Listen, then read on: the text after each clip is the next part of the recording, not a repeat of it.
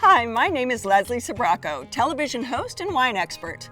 I'll be taking you on a journey to explore the incredible world of Zinfandel.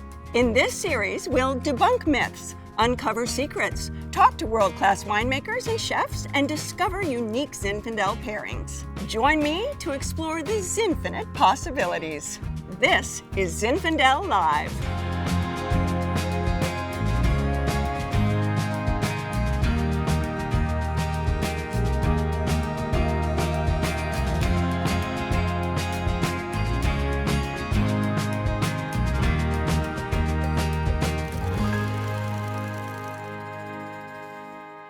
What is Zinfandel? Is it red, white, sweet, dry, or fruity? Depending on who you ask, you'll probably get incredibly varied answers. In this episode, we'll debunk the most common misconceptions about Zinfandel and learn the truth together. We walked through the streets of downtown Napa Valley to discover what strangers think of Zinfandel and see if we can debunk some myths in real time. I thought it was white, yeah. It's white? Is it white? I think something like pink and fruity. Sweet. Is it white or red? Yeah. Isn't it both?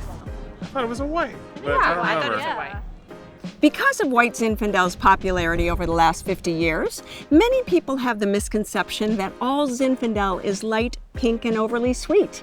In reality, Zinfandel is an incredibly versatile red grape and can have a deep, rich color with a variety of flavor profiles.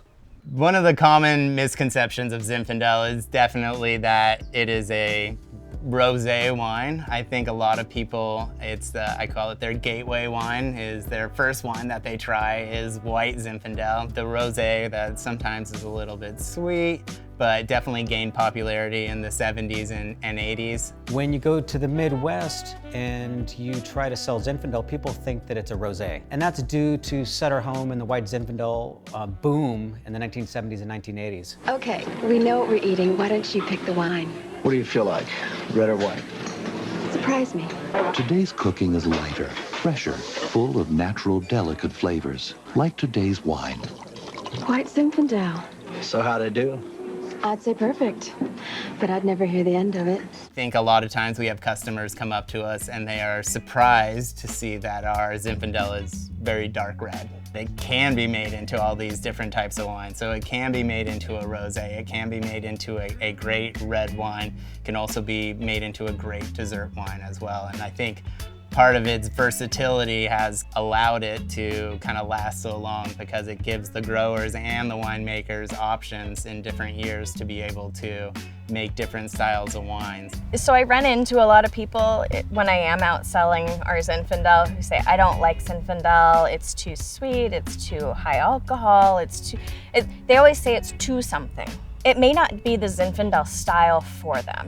So Zinfandel is incredibly versatile, and it speaks to the region it comes from. And so there is a Zinfandel for everyone. Sometimes it takes figuring out the region you like, because the regions all speak independently and have a different voice. And that's what's fun about it. I like tasting Zinfandel from all over California just because of that. After working with Zinfandel for so long, it has so many strengths and so much versatility and so much wide, broad appeal. The flip side of that is that people can become confused because there's so many styles of Zinfandel. So some people feel like they've had a Zinfandel and then they're done. And I think that's very short-sighted.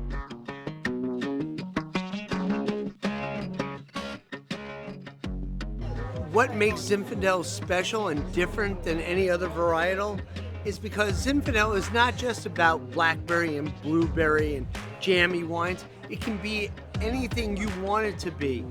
Vineyards really show what the final wine is going to be.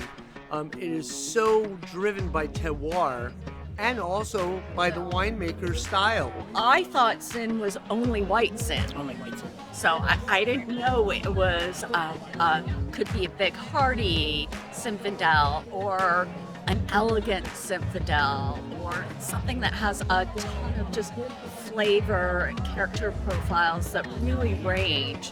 I learned that it is very versatile. It ranges from light-bodied to full-bodied You can pair it with all different kind of foods. I had no idea how versatile it was and how delicious it was. It could easily be one of my new favorite wines. I like red wines, so I've always thought Zinfandel was a white wine, so I've just not shown it attention, but I'm going to start trying it. Well, thanks for educating us.